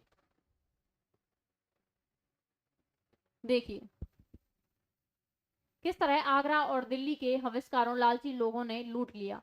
सिलसिले गुफ्तगू सीरो अदब तक पहुंचा। मीर अमन खां की दर्दनाक दास्ता सुनने लगे।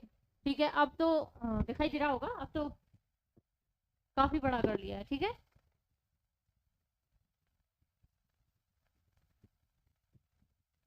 आगे देखिए।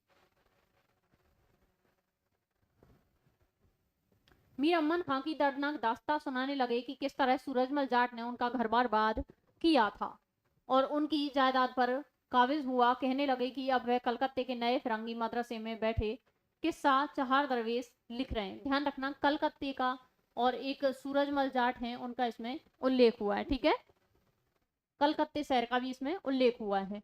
और ख्वाहिशमंद है कि मैं भी कलकत्ते हिरायत करूं। फारसी की मुदरसी मिल जाएगी, वहीं रजब अली सुरूर से कहलवा भी जाए। खुदा नसुल्ला बेग इसी बात पर जोर दे रहे थे। ठीक है, आगे देखिए कि तावाला दुकान से उठकर बाहर जाते जाते रुककर अब उन्हीं को देखिए, फिरंगों की फौज रिसालदार है और मजे से हैं। बाई ओर से निकल जाते हैं। ठीक है, बाई ओर से निकल जाते हैं। शायद सुना है उनके भतीजे अब्दुल्लाह की शादी हो गई है।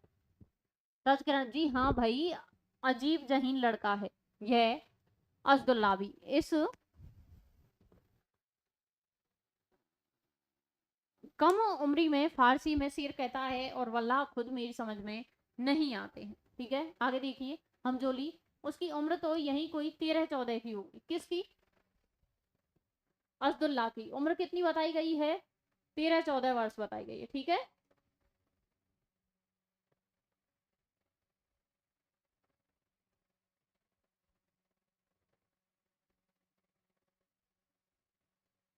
देखिए शायद, जी हाँ, इसमें हैरत की क्या बात है। शेख मोहम्मद गहम चौक को देखिए, 18-20 की उम्र होगी।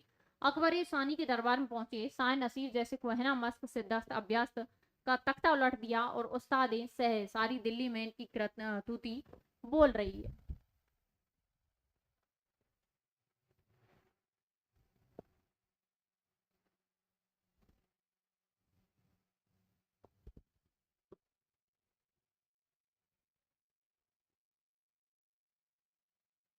क्लास का नोटिफिकेशन नहीं आता है तो आप एक बार बात कर लेना कि क्यों ऐसी प्रॉब्लम आ रही है, ठीक है। उनसे एक बार सॉल्व करवाना कि कहाँ ऐसी दिक्कत आ रही है जिससे आपके पास नोटिफिकेशन नहीं पहुंचता है। वैसे 9 से और 10 तक के बीच में आपकी क्लास, 9:30 के बाद ही होगी, 9:30 से और 10 के बीच में आपकी क्लास शुरू हो जाती है लगभग, ठीक है। देखिए शायद, जी हाँ, इसमें हैरत की क्या बात है। शेख मोहम्मद इब्राहिम चौक को देखिए, 18-20 की उम्र होगी। कौन? शेख मोहम्मद इब्राहिम, ठीक है। किसनी बताई गई है? 18-20 की उम्र बताई गई है। अफसर सानी के दरबार में पहुंचे, शाह नसीर जैसे कुसनाम मसक सिद्धस्त अभ्यस्त का तख्ता उलट दिया और उस्ताद से सारी दिल्ली में उनकी तूती बोल रही है, ठीक है। आगे देखिए, तज़किरा नवीस मियाँ अब कैसी दिल्ली, कहाँ का दरबार और कौन से अकबर सानी। अकबर हो आलमगीर वगैरह के बाद आलमगीर सानी और शाह आलम सानी। अकबर सानी लोहे सल्तनते मुगलिया पर हरफे मुकर्रम दोहराए गए अक्षर की तरह जाते हैं आते हैं और उजड़ी हुई दिल्ली की खराब बहस्तनाक भयानक निर्जन स्थान में, जिसका नाम कभी किले मुअल्ला ऊंचा और श्रेष्ठ किला था, एक लुटा पिटा दरबार जम जाता है। घड़ी भर के लिए शेरों अदब की आवाज बुलंद होती है, फिर वही वह रातों का हमला और वही सुनसान का आलम। लोग अवध या दक्कन की तरफ भाग निकले हैं और दिल्ली के गेरिस्तान साई साई कब्रिस्तान में फिर वही कुत्ते लौटते हैं और उल्लू बोलते हैं, ठीक है। उल्लू बोलता है। आगे देखिए, दाएं रास्ते से एक ग्राहक आता है।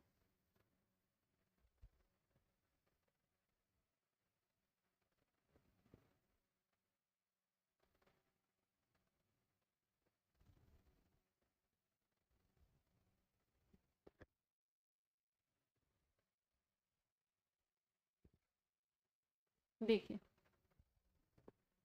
ग्राहक, तज़किरा नवीस को किताब वाला समझकर, साहब मुंशी मिर्जा मेहंदी का नादिरनामा होगा आपके पास। किसका जिक्र आया है? मुंशी मिर्जा मेहंदी का नादिरनामा। क्या आया है? मुंशा मिर्जा मेहंदी का नादिरनामा। आगे देखिए, किताब वाला इधर चंद बांधता हुआ बाई तरफ तेजी से अंदर आता है, ठीक है। एक आवाज स्टेज से बाई तरफ से गुस्से में, क्या मौलवी साहब इन दुकान के सामने बैठ जाते हैं आप भी हर रोज, मारे बदबू के नाक में दम आ गया है। एक अजनबी जो बाजार में टहल रहा था गली में झांक कर ये बातें गौर से सुनता है और मौलवी साहब को देखकर कह कहा लगाता है, ठीक है। आगे देखिए, किताब वाला, नादिर नामा तो नहीं है, अलबत्ता उसका तर्जुमा उर्दू में है, तरीके नादरी वह मौजूद है। कौन सा? अलबत्ता उसका तर्जुमा है जो उर्दू में है, तारीखे नादिरी।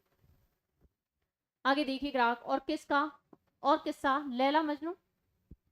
किस्सा लैला मजनू भी अमीर खुसरो का खत्म हो गया, मगर हैदरी साहब का उर्दू तर्जमा अभी अभी आया। ग्राहक, जरा दिखाइए। किताब वाला ग्राहक को लेकर अंदर जाता है। देहातियों की तरफ देहातियों की एक टोली रंगीन कपड़े पहने बलदेव बलदेव जी का मेला नाम की नज्म गाती हुई बाएं रास्ते से आती है, स्टेज के बीच में जमकर गाती है, ठीक है। टोली, क्या वह दिलवर कोई नवेला है, नाच है और कहीं वह वेला है। मोतियां है चमेली वेला है, भीड़ अब वो भीड़ है, अकेला है शहरी, कस्बाती और गवेला है, चरा असरफी है, पैसा चेला है, एक क्या क्या वह खेल खेला है। भीड़ है कल्पातों का रेला रंग है रूप है झमेला है और जोर बलदेव जी का मेला है कहीं राम और कहीं लक्ष्मण, कहीं कच्छमच है, कहीं रावण, कहीं वराह, कहीं मदन मोहन, कहीं बलदेव और कहीं श्री कृष्ण राय स्वरूपों में है उसी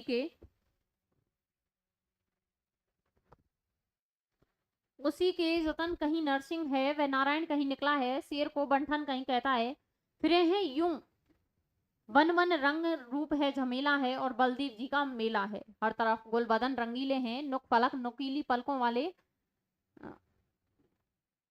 कलियों जैसे होठों वाले सजीले हैं, बात के तिरछे और कटीले हैं, दिल के लेने को सब हटीले हैं। खुश्क तर नर्म सुख गीले हैं टेढ़े, बलदार हैं नुकीले, जोड़े भी सुर्ख नहीं दिखाई दे रहा इसमें आगे, पीले हैं प्यार उल्फत बहाने, हीले हैं रंग है रूप है झमेला है और बलदेव जी का मेला है। क्या मची है बहार जय बलदेव, ऐस के कारोबार जय बलदेव, धूम ले लो निहार जय बलदेव, हर कहीं आस्कार प्रकट जय बलदेव। अब देखिए कौन से मेले का इसमें आपको बताया गया है या जिक्र किया गया है, वो है बलदेव जी का मेला। ध्यान रखना, बलदेव जी का मेला।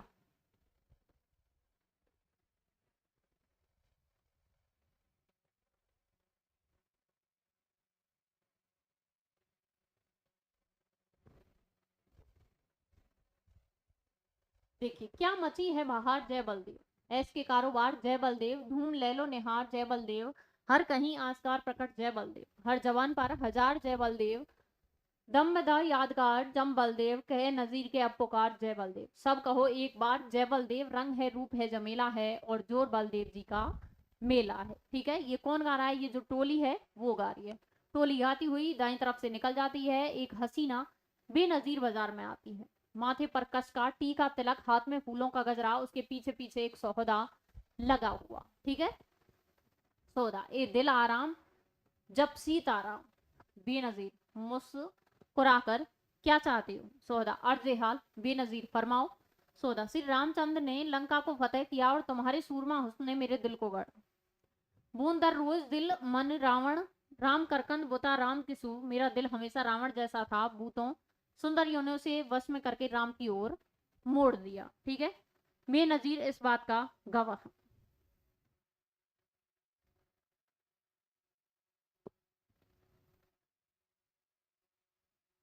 सोहदा कौन, हनुमान। हसीना हंस देती है और दोनों बात करते हुए आगे बढ़ते हैं। रे छैल छबीली रंग रंगीली गांठ गठीली, तुझे किस नाम से पुकारूं। ठीक है, आगे देखिए बेनजीर, लौड़ी को बेनम नजीर कहते हैं, क्या मैं जनाब को इसे शरीफ दरफियात कर सकती हूँ। सोहदा मुझे बद्य मुनीर कहते हैं और रहने वाली तुम कहाँ की हो, मैं हुसनपुरा की रहने वाली हूँ। कौन, बेनजीर है जो कहाँ की रहने वाली है, हुस्नपुरा की रहने वाली है, ध्यान रखना। और सरकार सोहदा एक नाजीब इश्क नगर में रहता है, यह ना चीज, ठीक है, यह ना चीज इश्क नगर में रहता है और वो हुस्नपुरा की, बहुत ही अजीब गरीब नाम है। दोनों चले जाते हैं। शायर, मौलाना सुना है आप स्वराय उर्दू का कोई तज़किरा लिख रहे हैं, तज़किरा नवीस। जी हाँ लिख तो रहा हूँ पर न जाने क्यों, शायर किस मंजिल में हूँ। तज़किरा नवीस, गुमराही की मंजिलों में भटकना हूँ साहब, और क्या मियाँ सोज मरहूम के साथ सोबत थी, उन्हीं ने उकसाया था कि कुछ लिखिए। एक जमाना था कि दिल्ली और उसके गिद्दो नवाओं के चक्कर लगते थे। सोज मरहूम के अलावा मीर साहब, ख्वाजा मीर दर्द, हजरत सौदा, मीर हसन, हजरत फुगा सबके साथ उठना बैठना था। ये हजरत दुनिया से क्या उठे, बस महफिल की उजड़ गई। किताब वाला, एक देहाती लड़के को गुजरता देखकर, इधर आना मियाँ, लड़का नहीं सुनता, अबे इधर आ। ये खबीस लड़का आता है, ससुरे रेखता नहीं समझते, जब तक मुगली जात गंदी गालियां न बकिए समझते हैं इज्जत नहीं हुई। लड़के को पैसे देकर अजी सामने की दुकान से 4 पान बनवा लाओ। आगे देखिए, लड़का पान की दुकान पर चला जाता है। लड़का, जरा हाथ चलाकर 4 पान बना देना भाई।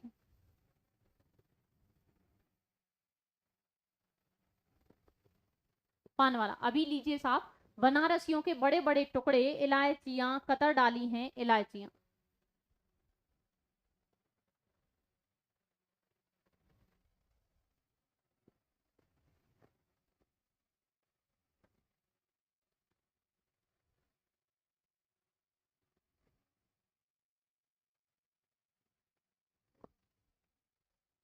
देखिए आगे, तस्करावीस, वीर साहब कोई 30 बरस याद आने अपने वतने मालूम मूल जन्म स्थान यानी दिल्ली वापस आए।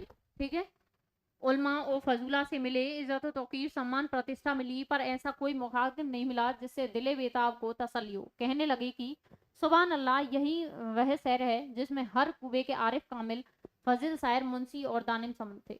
आज वहां कोई ऐसा नहीं है कि उसकी सोबत से लुत्फ उठाए और 4 महीने इस दौर में वतन अजीज में गुजारे। बहुत रंज हुआ और वापस चले आए। लड़का पान लाता है, ठीक है।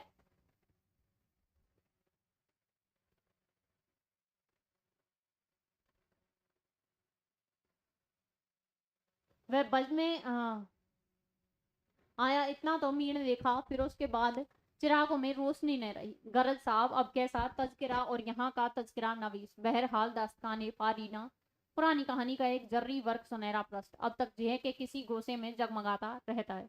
अहदे हाजिर की जुल्म जातों ने अगर उस शम्स को बुझा न दिया तो मुमकिन है आने वाली लश्नों के लिए कुछ छोड़ जाऊं, वरना तो हमारा दम ही गनीमत समझो।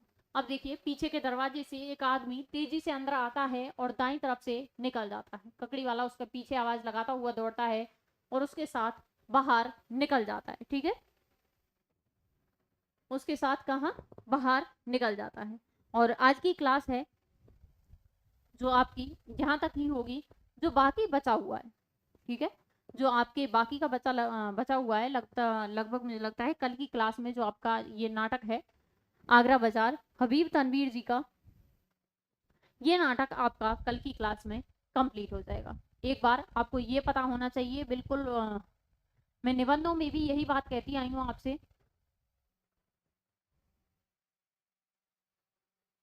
निबंध और कहानियों में भी यही बात मैं आपसे बोलती आई हूँ, बार बार यही कह रही हूँ कि आपको निबंध और जो आपकी कहानियां लगी हुई हैं और जो आपके उपन्यास या जो भी नाटक वगैरह कुछ भी आपके लगा हुआ है, तो उनके आपको कंठस्थ जो लेखक हैं उनके बारे में आपको कंठस्थ याद या पता होना चाहिए कि कौन कौन से आपके जो कहानियां लगी हुई हैं और उनके कौन कौन से लेखक हैं, कब कब उनका प्रकाशन हुआ है या फिर कब कब वो लिखी गई है, ठीक है। इन सब चीजों के बारे में आपको बिल्कुल पता होना चाहिए, क्योंकि 10 से 12 क्वेश्चन यूजीसी नेट जेआरएफ में इस प्रकार के ही पूछ लिए जाते हैं, या तो उनसे क्रॉस करवा लिया जाता है कि जो लेखक हैं उनके मतलब किस लेखक ने कौन सी रचना लिखी है जो आपके सिलेबस में लगी हुई है। फिर उनसे ये पूछ लिया जाता है कि जो आपके सिलेबस में लगी हुई हैं उनका जो वर्ष है वो कितना है, या फिर कौन सा वर्ष आपको दिया गया है, कौन सा वर्ष आपको बताया गया है, कि मतलब कि उसका प्रकाशन वर्ष। एक मिनट रुकिए। Ankita Kushwaha ji, thank you. बिल्कुल आपका वो आपको भी धन्यवाद, जिससे कि आप बने रहते हैं लास्ट तक। आगे देखिए, मैं आपको हबीब तनवीर जो आगरा बाजार है उसके बारे में आपको बता देती हूँ कि क्या आ सकता है, ठीक है। अब देखिए आप,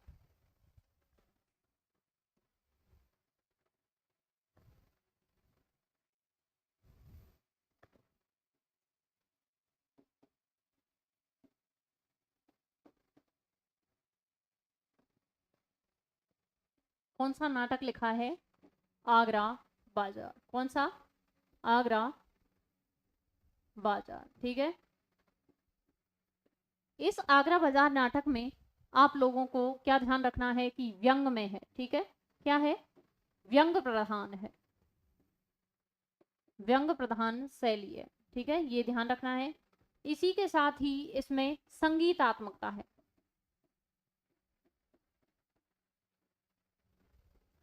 संगीतात्मकता भी इसमें क्या है, प्रधान है, ठीक है।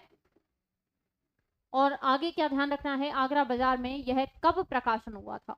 इसका आगरा बाजार का हबीब तनवीर द्वारा 1954 में प्रकाशन हुआ था, मतलब कि आगरा बाजार है जो 1954 में प्रकाशित हो चुका था। आगे देखिए, हबीब तनवीर में व्यंग प्रधान शैली है, इनको विशेष कर ध्यान रखना है, बिल्कुल भी ये मत कर देना कि पहले बता दिया है। इन चीजों को आपको विशेष ध्यान रखना है। एक तो व्यंग प्रधान शैली है, साथ ही संगीतात्मकता है, ठीक है।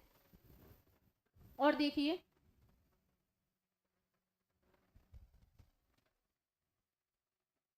जो नाटक है, चाहे आपके नाटक हो कहानी हो, नाटक कहानी में एक चीज जो प्रथम लाइन है, ठीक है, प्रथम वाक्य या प्रथम जो पद होता है, कोई कविता वगैरह है तो प्रथम वाक्य या पद किससे शुरू हुआ है।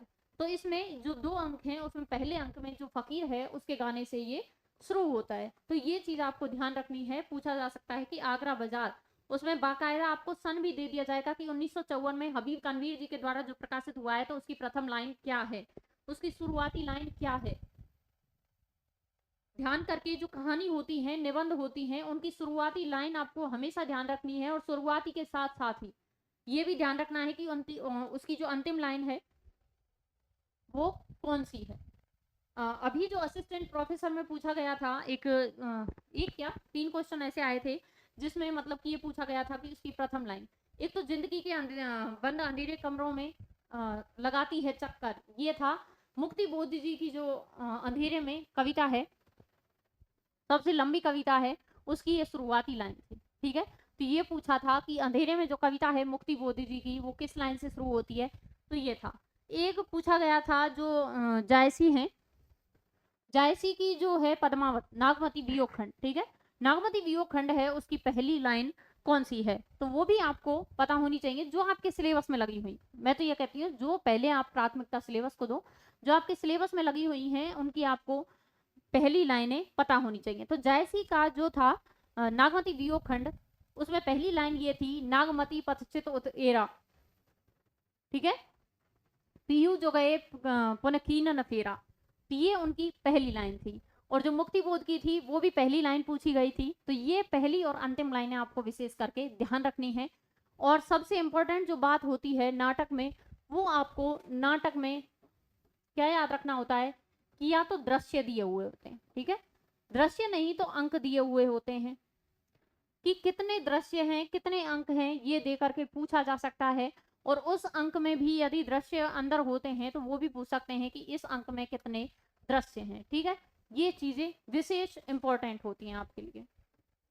और यदि आप पूरे नाटक को एक या दो बार, एक बार हम रिवीजन करा रहे हैं, एक बार आप रिवीजन करोगे तो आपको ये पता चल जाएगा कि ये लाइन किसने कही थी, क्योंकि नाटकों में इतनी प्रॉब्लम नहीं आती है, ठीक है, नाटकों में नहीं आती है इतनी प्रॉब्लम। और कहानी भी अगर आपको बिल्कुल सीक्वेंस से याद होती है तो कहानी में भी आपको प्रॉब्लम नहीं आएगी।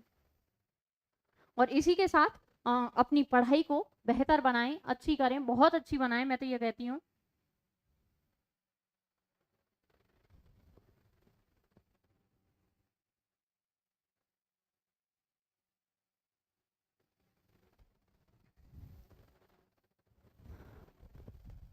तो आप अपनी पढ़ाई को बहुत अच्छी करें। और ये नहीं, आप टाइम दीजिए। मैं कहती हूँ बार बार, यदि आपके पास टाइम नहीं है तो आप ऑनलाइन क्लासों को लेटते उठते बैठते कैसे भी देख सकते हो, ठीक है, मुझे कोई प्रॉब्लम नहीं है, क्योंकि ऑनलाइन क्लासें होती इसीलिए हैं जिससे आपका टाइम बच सके। और टाइम बचने के साथ साथ आप उसको 2 या 3 बार अच्छी तरह से रिवाइज कर सको, ठीक है। ऑनलाइन तो आपके पास रहता है, आप कभी भी 2 या 3 बार उसको रिवाइज कर सकते हो, सुन सकते हो कई बार काम करते करते। अब देखिए, एक चीज और मैं आपको बार बार बताना चाहती हूँ, वो ये है कि यदि आपके पास बुक नहीं है, ठीक है, कि जो नेट जेआरएफ की हैं, या फिर बहुत से बच्चों को ये प्रॉब्लम आ रही है कि हम कौन सी बुक खरीदें, बहुत प्रॉब्लम होती है ऐसी कि हम कौन सी बुक खरीदें, तो आप साक्षी समृद्धि जो चैनल है मेरा यूट्यूब चैनल, उस पर जाकर के बाकायदा देख सकते हैं। उसमें मैंने जो बुक है मेरे पास, जो मैंने पढ़ी है वास्तव में, ये नहीं है कि दिखाने के लिए, जो मैंने वास्तव में बुक पढ़ी हुई है उनकी मैंने आपको फोटो दिखाई है स्क्रीन पर। और उन बुक को मैं एक दिन लेकर के आई थी अपने साथ, उन बुक को आप देखना कि कौन कौन सी बुक आपके पास हैं, और उनसे वास्तव में आपका जो नेट जेआरएफ है 100% क्लियर हो जाएगा, ठीक है। कुछ आप यहाँ से पढ़ो, जो बुक मैंने आपको दिखाई हैं उन बुक को आप देखना, उनमें अंडरलाइन करना, यदि आप उन बुक आपके पास वो हैं तो बहुत अच्छी बात है। बहुत से बच्चों का मैसेज आया है मेरे पास उस यूट्यूब चैनल पर, या यहाँ से भी जो बच्चे नए जुड़ते हैं और भी नए बच्चे जुड़ते हैं, कि आपने जो है कौन सी उसमें वीडियो में वो बुक का वो दिया है कि कौन कौन सी बुक लेनी है, कौन कौन सी बुक चूज करनी है, कौन कौन सी आपको नहीं लेनी है। तो वो है कि फर्स्ट अटेम्प्ट में नेट जेआरएफ कैसे क्लियर करें, तो उसमें मैंने वीडियो में आपको कंप्लीट दे रखा है कि किस प्रकार से आपको करना है, ठीक है।